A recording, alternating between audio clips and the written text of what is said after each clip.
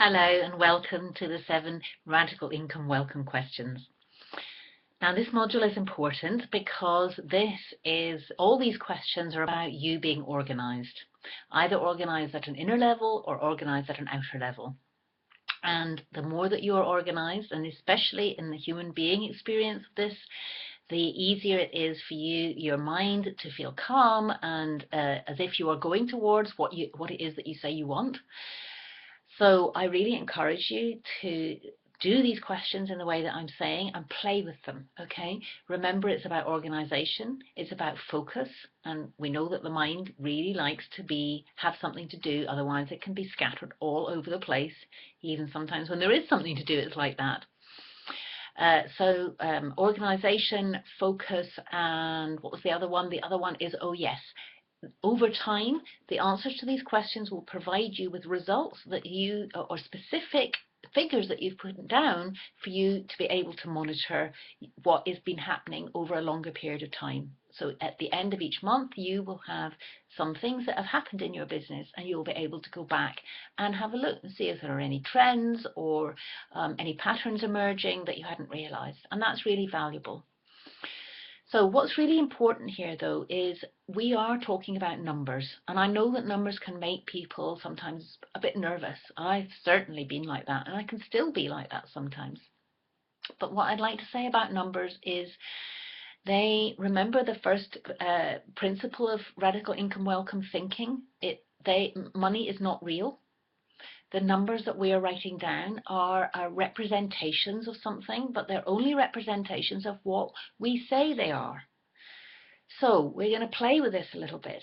The numbers, okay, this reminds me of a story from when I was a kid. As I was sitting at the breakfast table having my cornflakes, I used to stare at the cornflakes packet, and I would look at that word, cornflakes, and in my mind I'd say it over and over again, cornflakes, cornflakes, cornflakes. And after a while, the sound of it meant nothing at all.